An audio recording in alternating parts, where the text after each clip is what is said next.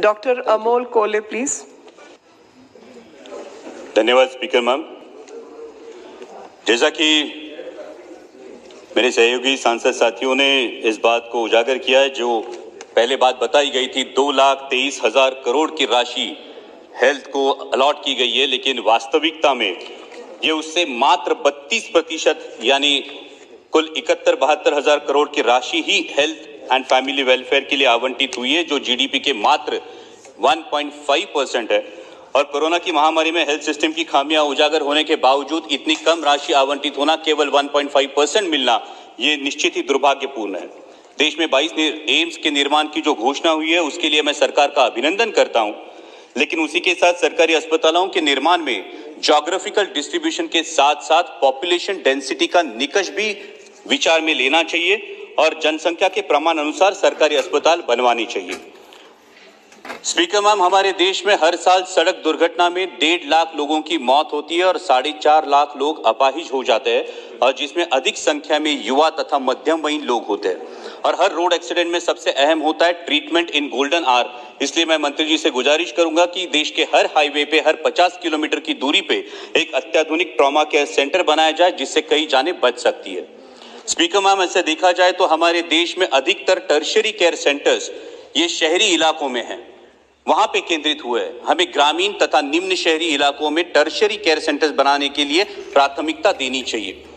आदरणीय मंत्री जी से मैं अनुरोध करूंगा कि मेरे चुनाव क्षेत्र में शिरूर लोकसभा मतदार संघ में हम प्राइवेट पब्लिक पार्टनरशिप और सीएसआर की सहायता से एक इंद्रायणी मेडिसिटी नामक प्रोजेक्ट की पहल कर रहे हैं, जिसमें 9 सुपर स्पेशलिटी अस्पताल और अत्याधुनिक डायग्नोस्टिक सेंटर्स है, जो निम्न शहरी इलाके में है।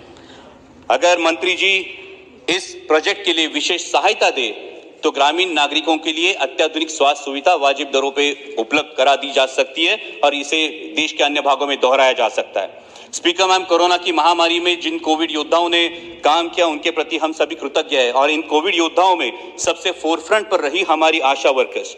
हाल ही में सरकार ने आशा वर्कर्स के मानधन को दुगना किया, ये अच्छी बात है, लेकिन जिन आशा वर्कर्स ने अपनी जान जोखिम में डालकर देश की सेवा की, क्या उनके लिए महज 2,000 रुपए का मानधन काफी है?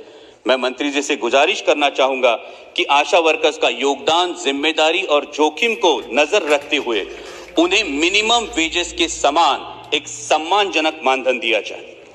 स्पीकर मैम, पिछले दिनों तीरा कामत नामक एक बालिका के इलाज के लिए आवश्यक इंजेक्शन की इंपोर्ट तथा एक्साइज ड्यूटी आदरणीय प्रधानमंत्री जी ने वेव ऑफ कर दी, और इस सहृदयता के लिए मैं आदरणीय प्रधानमंत्री जी का आभारी हूं। मेरे चुनाव क्षेत्र से वेदिका सौरभ शिंदे, ये सिर्फ 8 महीने की बच्ची, और पिंपरी चिंचवड से युवान रामटेककर, ये 1 साल का बच्चा इसी बीमारी से जूझ रहे हैं। मंत्री जी, ये एक जेनेटिक डिसऑर्डर है जिसे स्पाइनल मस्कुलर एट्रोफी टाइप 1 कहते हैं, और इसके इलाज की इंजेक्शन की कीमत है 22 करोड़ रुपए, और ये 22 करोड़ रुपए की राशि हर बार क्राउड फंडिंग से उपलब्ध कराना बहुत ही मुश्किल है। मेरा आपसे अनुरोध है कि इन महंगे इलाजों के लिए बजट में विशेष प्रावधान हो और औषध निर्माण कंपनियों से चर्चा कर पेशेंट असिस्टेड प्रोग्राम के तहत ऐसे इंजेक्शंस जरूरतमंदों के लिए उपलब्ध कराए दिए जाए। स्पीकर मैम, हमने विश्व के सबसे बड़े टीकाकरण अभियान की शुरुआत की, जिसके लिए मैं सरकार का अभिनंदन करना चाहूंगा, लेकिन लोगों के दिलों में जितना कोरोना का डर है, उतना ही डर है लॉकडाउन का, और लॉकडाउन की वजह से रोजगार चला जाने का। इसलिए ऐसे राज्य जैसा महाराष्ट्र, जहां पे कोरोना की दूसरी वेव दस्तक दे रही है, वहां 18 साल से ऊपर आयु वाले व्यक्ति को जो वर्किंग फोर्स हो, उन्हें वैक्सीन ऑन डिमांड मुहैया कराई जाए, ताकि दोबारा अर्थव्यवस्था आहत ना हो। और उसी के साथ वैक्सीनेशन सेंटर्स के लिए जो कंडीशन है 100 बेडेड हॉस्पिटल्स की, ग्रामीण इलाकों में 100 बेडेड हॉस्पिटल्स अवेलेबल नहीं है, इसलिए जो 50 बेडेड डीएचसी तथा डीसीएचसी है, वहां वैक्सीनेशन सेंटर्स को मंजूरी दी जाए, ताकि वैक्सीनेशन का प्रमाण और दायरा बढ़े। मौजूदा निकोशों के अनुसार स्पीकर मैम, महाराष्ट्र को अभी 3,54,00,000 वैक्सीन डोसेस की आवश्यकता है, लेकिन अभी तक सिर्फ 65,49,000 ही डोज सप्लाई हुए हैं। हर हफ्ते की मांग के सिर्फ 25% डोज महाराष्ट्र को मिलते हैं। हम बाकी देशों को वैक्सीन भेज रहे, वाहवाही बटोर रहे, दूसरों की सहायता करना निश्चित ही अच्छी बात है, लेकिन हमारे छत्रपति शिवाजी महाराज ने हमें सिखाया है, ज्याचा बाले किल्ला मजबूत त्याचा गड सुरक्षित, आणि ज्याचा गड सुरक्षित त्याचाच मुलुक सुरक्षित। इसलिए मेरी मांग है कि महाराष्ट्र की जो 20 लाख डोसेस हर हफ्ते की मांग है, उसकी आपूर्ति की जाए। अध्यक्ष महोदय, सिर्फ दो एक महत्वपूर्ण मुद्दा है जिसके लिए मैं सदन का ध्यान आकर्षित करना चाहूंगा, और वो है हेल्थ एंड एजुकेशन सेस जो 4% वसूला जाता है। और मंत्री जी से अनुरोध करूंगा कि वो इस अपने भाषण में इसका ब्यौरा जरूर दे कि इस 4% हेल्थ एंड एजुकेशन सेस का जो विनियोग है वो किस प्रकार स्वास्थ्य संबंधी मामलों पर किया जाता है, ताकि देशवासियों को भी पता चले।